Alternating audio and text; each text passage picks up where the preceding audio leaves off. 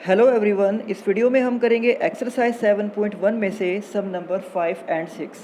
तो यहाँ पर सम नंबर 5 की स्टेटमेंट है, in a classroom 4 friends are seated at the points A B C and D as shown in figure. तो आप यहाँ पर डायग्राम में देख सकते हो कि क्लासरूम के अंदर 4 friends point A B C and D पर इस तरह से बैठे हुए हैं। इसके बाद स्टेटमेंट में आगे कहा गया है, Champa and Chameli walk into the class and after observing for a few minutes, Champa asked Chameli, "Don't you think ABCD is a square?" तो वहाँ पर क्या होता है कि उस क्लासरूम के अंदर दो स्टूडेंट आती हैं जिनका नाम है चंपा एंड चमेली, और वो उन चारों फ्रेंड्स की पोजीशन को, जो ए बी सी और डी पर बैठे हुए हैं, उन चारों फ्रेंड्स की पोजीशन को ऑब्ज़र्व करके अपनी फ्रेंड चमेली से ये कहती है कि क्या तुम्हें ये नहीं लगता कि ए बी सी डी एक स्क्वायर है। बट चमेली डिसएग्रीज, लेकिन चमेली कहती है कि नहीं, ऐसा नहीं है, यानी कि ए बी सी डी एक स्क्वायर नहीं है। तो हमें यहाँ पर क्या करना है, हमें ये कहा गया है कि using distance formula find which of them is correct, यानी कि डिस्टेंस फार्मूला का यूज़ करके हमें ये बताना है कि चंपा और चमेली उन दोनों में से किसकी बात सही है। यहाँ पर स्टेटमेंट में कहा गया है कि चंपा ने ये कहा कि ए बी सी डी एक स्क्वायर है, बट चमेली उसकी बात से डिसएग्री करती है और हमें ये बताना है कि उन दोनों में से किसकी बात सही है। तो ये चेक करने के लिए कि ए बी सी डी एक स्क्वायर है या नहीं है, सबसे पहले हमें ए बी सी डी इन चारों पॉइंट्स के कोऑर्डिनेट्स को फाइंड करना होगा। तो पॉइंट ए के कोऑर्डिनेट्स फाइंड करने के लिए हम सबसे पहले ये देखेंगे कि इस पॉइंट के सामने एक्स एक्सिस पर क्या नंबर लिखा हुआ है। आप यहाँ पर देख सकते हो कि ये जो हॉरिजॉन्टल लाइन है इसको हम एक्स एक्सिस मान सकते हैं, और ये जो वर्टिकल लाइन है हम इसको वाई एक्सिस मान सकते हैं। और यहाँ पर इक्वल डिस्टेंस पर पॉइंट्स भी मार्क किए गए हैं, 1 2 3, हॉरिजॉन्टल लाइन पर भी और वर्टिकल लाइन पर भी। तो ए पॉइंट के कोऑर्डिनेट फाइंड करने के लिए हम ये देख सकते हैं कि ए के सामने एक्स एक्सिस पर नंबर लिखा हुआ है 3, और इसी के सामने वाई एक्सिस पर नंबर लिखा हुआ है 4, यानी कि ए पॉइंट्स के कोऑर्डिनेट हो जाएंगे 3, 4। इसी तरह से हम बी पॉइंट के कोऑर्डिनेट को भी फाइंड आउट कर सकते हैं। तो बी पॉइंट के कोऑर्डिनेट फाइंड करने के लिए हम ये देख सकते हैं यहाँ पर कि बी के सामने एक्स एक्सिस के ऊपर नंबर लिखा हुआ है 6, और इसी के सामने y एक्सिस पर नंबर है 7। तो b पॉइंट के कोऑर्डिनेट हो जाएंगे 6, 7। इसी तरह से पॉइंट c के कोऑर्डिनेट, यहाँ पर c के कोऑर्डिनेट हम लिख सकते हैं कि 9, 4, एंड पॉइंट d के कोऑर्डिनेट्स हो जाएंगे 6, 1। यानी कि हमें सबसे पहले इन चारों पॉइंट्स के कोऑर्डिनेट को लिखना होगा। तो a के कोऑर्डिनेट हैं 3, 4, बी पॉइंट के कोऑर्डिनेट्स हैं 6, 7, सी पॉइंट के कोऑर्डिनेट हैं 9, 4, एंड डी पॉइंट के कोऑर्डिनेट्स हैं 6, 1। और अब हम यहाँ पर डिस्टेंस फार्मूला को यूज़ करके सबसे पहले ए बी के बीच के डिस्टेंस को फाइंड करेंगे, देन हम बी और सी के बीच के डिस्टेंस को फाइंड करेंगे, उसके बाद सी एंड डी के बीच के डिस्टेंस को फाइंड करेंगे, एंड देन ए और डी के बीच के डिस्टेंस को फाइंड करेंगे। तो इस तरह से हम इस क्वाड्रिलेटरल की सभी साइड्स की लेंथ को फाइंड आउट करेंगे, और हमें ये चेक करना है कि ए बी सी डी एक स्क्वायर है या नहीं है। और आप सभी जानते हो कि स्क्वायर के अंदर सभी साइड्स की लेंथ इक्वल होती है, स्क्वायर की चारों साइड्स की जो लेंथ है वो इक्वल होती है।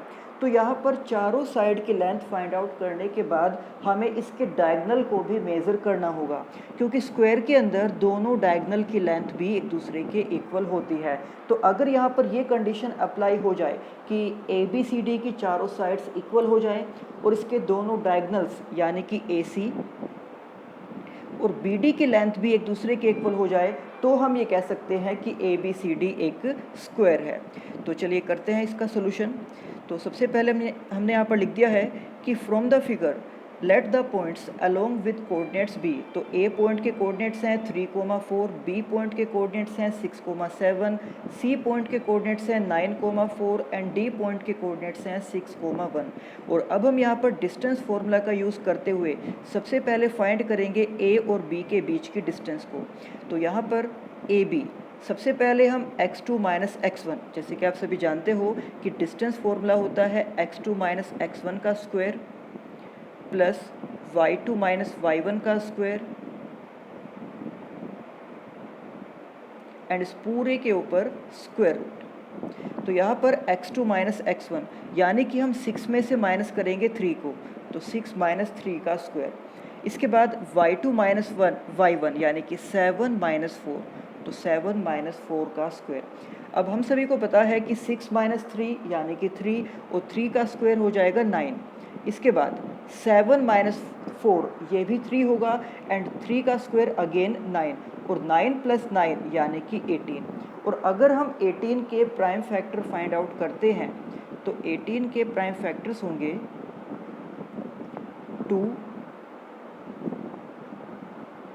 इंटू 3 इंटू 3, यानी कि रूट 18 को हम ये लिख सकते हैं कि 2 इंटू 3 इंटू 3। अब आप यहाँ पर देख सकते हो कि 3 का एक पेयर कंप्लीट हो गया है, इसलिए वो रूट से बाहर आ जाएगा और रूट के अंदर रह जाएगा 2, यानी कि हम रूट 18 को लिख सकते हैं 3 रूट 2। तो यहाँ पर हमने रूट 18 को 3 रूट 2 लिख दिया है।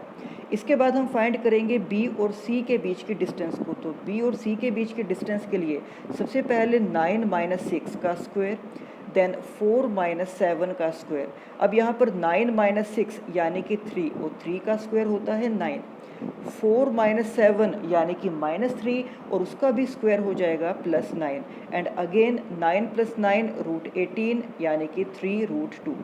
इसके बाद c एंड d के बीच की डिस्टेंस यानी कि 6 माइनस 9 एंड देन 1 माइनस 4।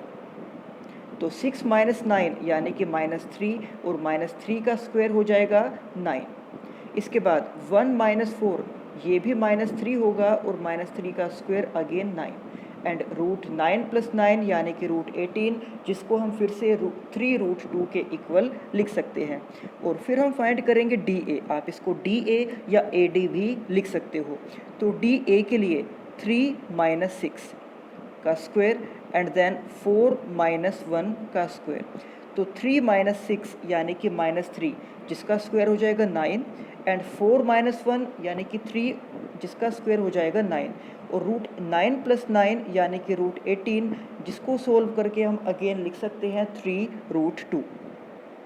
तो इस तरह से आप यहाँ पर देख सकते हो कि AB, BC, CD and DA यानी कि उस क्वाड्रिलेटरल की चारों साइड्स की जो लेंथ है वो इक्वल है। बट हमें ये पता है कि स्क्वायर के अंदर भी चारों साइड्स की लेंथ इक्वल होती है और रोम्बस के अंदर भी चारों साइड्स की लेंथ इक्वल होती है। यानी कि हमने अभी यहाँ पर ये तो शो कर दिया है कि चारों साइड्स की लेंथ इक्वल है, बट अभी यहाँ पर ये कन्फर्म नहीं हुआ है कि ABCD एक स्क्वायर है या एक रोम्बस है। तो स्क्वायर में और रोम्बस में क्या डिफरेंस होता है, ये आपको पता है कि स्क्वायर के दोनों डायगोनल्स इक्वल होते हैं, लेकिन रोम्बस के दोनों डायगोनल्स इक्वल नहीं होते। तो ये कंफर्म करने के लिए कि अब ये जो क्वाड्रिलेटरल है ये स्क्वायर है या फिर ये रोम्बस है, हम इसके दोनों डायगोनल्स को फाइंड करेंगे। यानी कि अब हम AC एंड BD की लेंथ को फाइंड करेंगे। तो अगर यहाँ पर दोनों डायगोनल की लेंथ सेम होगी तभी हम ये कह सकते हैं कि ABCD एक स्क्वायर है।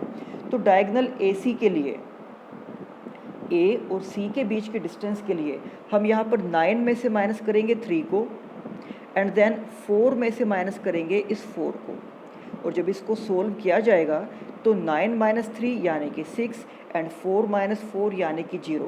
इसके बाद 6 का स्क्वायर हो जाएगा 36 और 0 का स्क्वायर हो जाएगा 0 एंड 36 प्लस 0 यानी कि 36 और 36 का रूट हो जाएगा 6। इसके बाद हम फाइंड करेंगे B और D के बीच की डिस्टेंस को, जिसके लिए 6 माइनस 6 एंड 1 माइनस 7।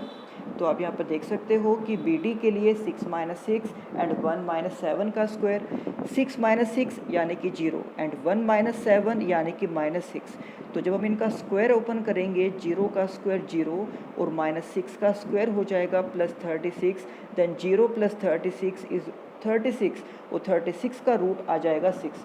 तो इस तरह से हम ये कह सकते हैं कि यहाँ पर इस क्वाड्रिलेटरल में सभी साइड्स की लेंथ इक्वल है। AB, BC, CD and DA all are equal to 3 root 2 और यहाँ पर जो दोनों डायगनल्स हैं यानी कि AC एंड BD, इनकी लेंथ भी इक्वल है जो कि 6 है। तो इसलिए ABCD इज़ अ स्क्वायर, यानी कि चंपा ने जो बात कही थी, उसने कहा था कि ABCD एक स्क्वायर होगा, तो यानी कि उसकी ये बात एकदम करेक्ट है, एकदम सही है। इसके बाद सम नंबर 6। तो यहाँ पर सम नंबर 6 के अंदर हमें कहा गया है कि name the type of quadrilateral formed if any by the following points and give reason for your answer. तो आप देख सकते हो कि क्वेश्चन नंबर 6 के टोटल 3 पार्ट्स हैं और हर एक पार्ट्स में हमें 4-4 पॉइंट के कोऑर्डिनेट्स दिए गए हैं और हमें ये बताना है कि ये चारों पॉइंट्स मिलकर किस टाइप का क्वाड्रिलेटरल बनाते हैं, जिसके लिए आपको सभी क्वाड्रिलेटरल की अलग अलग प्रॉपर्टीज़ पता होनी चाहिए। जैसे कि हमें पता है कि पैरेललोग्राम के अंदर opposite sides equal and parallel होती है और सेम ऐसा ही रेक्टेंगल के अंदर भी होता है, रेक्टेंगल के अंदर भी opposite sides equal and parallel होती है। इसके बाद स्क्वायर के अंदर चारों साइड्स इक्वल होती हैं और इसके दोनों डायगनल भी सेम होते हैं और रोम्बस के अंदर चारों साइड्स तो इक्वल होंगी बट इसके दोनों डायगनल्स एक दूसरे के इक्वल नहीं होते। तो ये सभी प्रॉपर्टीज़ को यूज़ करके हम चेक करेंगे कि हर एक पार्ट में ये जो पॉइंट्स हमें दिए गए हैं वो किस टाइप का क्वाड्रिलेटरल बनाते हैं। तो जो सबसे पहला पार्ट यहाँ पर है उसके अंदर 4 पॉइंट्स हमें दिए गए हैं, -1 -2 1 0 -1 2 एंड -3 0। तो यहाँ पर आप देख सकते हो कि हमने उन चारों पॉइंट्स को नाम दे दिया है A, B, C and D। तो सबसे पहले हम यहाँ पर A और B के बीच के डिस्टेंस को फाइंड आउट करेंगे, जिसके लिए हम यूज़ करेंगे डिस्टेंस फार्मूला का। तो सबसे पहले 1 में से इस -1 को सब्ट्रैक्ट करना है। तो जब हम 1 में से -1 को सब्ट्रैक्ट करेंगे तो क्योंकि यहाँ पर 1 के आगे 2 बार नेगेटिव का साइन है, इसलिए हम इसको लिख सकते हैं 1 + 1। इसके बाद 0 में से -2 को सब्ट्रैक्ट करना है, तो ये भी हो जाएगा 0 + 2 का स्क्वायर। तो जब आगे इसको सोल्व किया जाएगा 1 + 1 यानी कि 2 और 2 का स्क्वायर हम लिखते हैं 4। 0 + 2 यानी कि 2 और 2 का स्क्वायर यहाँ पर भी हमने लिख दिया है 4। इसके बाद 4 + 4 यानी कि 8 और √8 को हम लिख सकते हैं 2√2। तो इस तरह से हम ये कह सकते हैं कि AB साइड की जो लेंथ है वो है 2√2। और अब हम फाइंड करेंगे यहाँ पर BC की लेंथ को, जिसके लिए -1 में से 1 को सब्ट्रैक्ट करना है और 2 में से 0 को सब्ट्रैक्ट करना है। तो इसको भी सोल्व करके हमें यहाँ पर इसकी जो लेंथ है वो मिल जाती है 2√2। और इसी तरह से अब हम आगे फाइंड करेंगे C और D के बीच की डिस्टेंस को, और इसकी जो डिस्टेंस है ये भी हमारे पास है 2√2। एंड देन हम फाइंड करेंगे A और D के बीच की डिस्टेंस को, और इसकी भी जो वैल्यू है वो भी 2√2 ही है। यानी कि यहाँ पर हम ये देख सकते हैं कि जो उस क्वाड्रिलेटरल की चारों साइड्स हैं उन चारों साइड्स की लेंथ इक्वल है। बट अभी यहाँ पर एक कन्फ्यूज़न ये है कि अगर ये चारों साइड्स इक्वल हैं तो ये क्वाड्रिलेटरल एक स्क्वायर होगा या फिर ये एक रोम्बस होगा। तो इस कन्फ्यूज़न को दूर करने के लिए हम अब इस क्वाड्रिलेटरल के दोनों डायगनल्स की लेंथ को भी फाइंड करेंगे। अगर डायगनल्स की लेंथ सेम होगी तो वो एक स्क्वायर हो जाएगा, और अगर डायगनल की लेंथ सेम नहीं होगी तो वो एक रोम्बस हो जाएगा। तो यहाँ पर हमने फाइंड किया है A और C के बीच की डिस्टेंस को, जिसके लिए -1 में से इस -1 को सब्ट्रैक्ट करना है और 2 में से इस -2 को सब्ट्रैक्ट करना है। और इसको आगे सोल्व करने के लिए -1 + 1 यानी कि 0 और 0 का स्क्वायर 0 हो जाएगा। 2 + 2 यानी कि 4 और 4 का स्क्वायर हो जाएगा 16। इसके बाद 0 + 16 यानी कि 16 और जिसका रूट होता है 4। इसके बाद हम फाइंड करेंगे B और D के बीच की डिस्टेंस को, जिसके लिए -3 में से 1 को सब्ट्रैक्ट करना है और 0 में से 0 को सब्ट्रैक्ट करना है। और इसको सोल्व करके यहाँ पर भी हमें वैल्यू मिलती है 4। यानी कि इस क्वाड्रिलेटरल के अंदर चारों साइड्स की लेंथ एक दूसरे के इक्वल है और इसके दोनों डायगनल्स भी सेम हैं। तो अगर ऐसा है दैट मीन्स हम ये कह सकते हैं कि hence quadrilateral ABCD is a square. इसके बाद सेकंड पार्ट, तो यहाँ पर भी जो 4 पॉइंट्स हमें दिए गए थे हमने उनको नाम दिया है A, B, C and D. और सेम यही डिस्टेंस फॉर्मूला यूज़ करके अब हम यहाँ पर पहले इसकी चारों साइड्स के लेंथ को फाइंड आउट करेंगे। तो सबसे पहले ए बी के लिए आप देख सकते हो कि यहाँ पर हमने फॉर्मूले में वैल्यू को पुट कर दिया है, जिसके लिए 3 में से -3 को सब्ट्रैक्ट करना है एंड 1 में से इस 5 को सब्ट्रैक्ट करना है, और इसको सोल्व करके हमें यहाँ पर मिलता है √52। और अगर हम 52 के प्राइम फैक्टर्स को फाइंड आउट करते हैं तो पहले इसको 2 से डिवाइड किया जाएगा, देन अगेन हम इसको 2 से डिवाइड करेंगे एंड देन इसको डिवाइड करेंगे हम 13 से, यानी कि √52 को हम लिख सकते हैं 2 × 2 × 13। तो यहाँ पर आप देख सकते हो कि 2 का एक पेयर कंप्लीट हो गया है, तो √52 को लिख सकते हैं 2√13।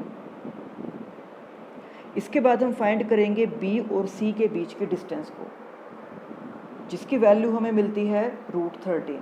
देन उसके बाद हम फाइंड करेंगे सी और डी के बीच के डिस्टेंस को, जिसकी वैल्यू हमें मिलती है 5√2। एंड देन हम फाइंड करेंगे ए और डी के बीच के डिस्टेंस को, जिसकी वैल्यू हमें मिलती है √85। तो यहाँ पर आप अगर देखोगे तो A B, B C, C D, A D, इन चारों साइड्स की लेंथ को जो हमने फाइंड किया है उनमें से किसी की भी वैल्यू एक दूसरे के इक्वल नहीं है। यानी कि जो क्वाड्रिलेटरल की प्रॉपर्टीज़ अभी मैंने आपको बताई थी, जैसे कि पैरेललोग्राम और रेक्टेंगल के अंदर अपोजिट साइड्स इक्वल होती हैं एंड स्क्वायर और रोम्बस के अंदर सभी साइड्स इक्वल होती हैं, तो उनमें से कोई भी प्रॉपर्टी यहाँ पर अप्लाई नहीं हो रही है। तो इसलिए हम ये लिख देंगे the given points do not form any quadrilateral, यानी कि ये जो पॉइंट्स हैं ये किसी भी क्वाड्रिलेटरल को फॉर्म नहीं करते हैं। इसके बाद पार्ट नंबर 3। तो यहाँ पर भी जो 4 पॉइंट्स हमें दिए गए हैं उनको हमने नाम दिया है ए, बी, सी एंड डी, और फर्स्ट एंड सेकंड पार्ट्स की तरह से ही यहाँ पर भी हम उन सभी साइड्स के डिस्टेंस को फाइंड आउट करेंगे। तो ए एंड बी के बीच की डिस्टेंस यानी कि ए बी साइड की लेंथ, तो 7 - 4 एंड 6 - 5, तो इसकी वैल्यू हमें मिलती है इसको सोल्व करके √10। इसके बाद बी सी, तो बी और सी के बीच की डिस्टेंस ये हमें मिलती है 9 + 9 यानी कि √18, और √18 को हम लिख सकते हैं 3√2। इसके बाद सी डी, तो सी और डी के बीच की डिस्टेंस ये हमें मिलती है √10 जो कि ए बी के ही इक्वल है। इसके बाद ए डी यानी कि ए और डी के बीच की डिस्टेंस ये हमें मिलती है √9 + 9 यानी कि √18, जिसको हम लिख सकते हैं 3√2 जो कि बी सी के इक्वल है। यानी कि यहाँ पर ए बी इक्वल है सी डी के और बी सी इक्वल है ए डी के। दैट मीन्स यहाँ पर अपोजिट साइड्स इक्वल हैं, और अगर यहाँ पर अपोजिट साइड्स इक्वल हैं तो इसका मतलब है कि या तो ये एक रेक्टेंगल होगा या फिर ये एक पैरेललोग्राम होगा। तो अब मैं आपको बता दूं कि दोनों में डिफरेंस क्या होता है। ये होता है पैरेललोग्राम और ये होता है रेक्टेंगल, और दोनों के ही अंदर अपोजिट साइड्स इक्वल होती है, यानी कि ये साइड इसके इक्वल, इसी तरह से यहाँ पर भी, और ये साइड इसके इक्वल यहाँ पर भी। बट इन दोनों का एक डिफरेंस ये है कि रेक्टेंगल के दोनों डायगोनल एक दूसरे के इक्वल होते हैं, लेकिन पैरेललोग्राम के दोनों डायगोनल एक दूसरे के इक्वल नहीं होते। तो इसलिए अब यहाँ पर जो 4 साइड्स हमने फाइंड की है उसमें ए बी सी डी के इक्वल है। अगर आप इसको नाम देते हो A B C and D, तो यहाँ पर ए बी सी डी के इक्वल है and B C A D के इक्वल है। ये बी सी इस ए डी के इक्वल है, यानी कि अपोजिट साइड्स तो इक्वल हैं, बट अभी कन्फ्यूज़न ये है कि ये पैरेललोग्राम है या फिर ये एक रेक्टेंगल है, जिसको दूर करने के लिए अब हम यहाँ पर इसके डायगोनल्स को भी फाइंड करेंगे। तो सबसे पहले हम यहाँ पर फाइंड करेंगे ए सी को। तो ए सी के लिए 4 - 4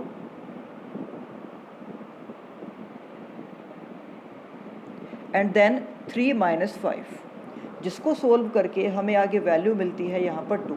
इसके बाद हम इसका डायगोनल फाइंड करेंगे बी डी। तो बी डी डायगोनल फाइंड करने के लिए 1 - 7 एंड 2 - 6, और इसको सोल्व करके हमें वैल्यू मिलती है √52, जिसको हम लिख सकते हैं 2√13। यानी कि यहाँ पर इसके दोनों डायगोनल्स एक दूसरे के इक्वल नहीं हैं, और अगर इसके डायगोनल्स इक्वल नहीं हैं दैट मीन्स ये एक रेक्टेंगल नहीं होगा, हम कहेंगे कि ए बी सी डी एक पैरेललोग्राम है। तो ये थे एक्सरसाइज 7.1 के सम नंबर 5 एंड 6 और इसी एक्सरसाइज के बाकी सम हम करेंगे नेक्स्ट वीडियो में। तब तक आप इन सभी सम की अच्छे से प्रैक्टिस करना। तो मिलते हैं आपसे नेक्स्ट वीडियो में। Thank you.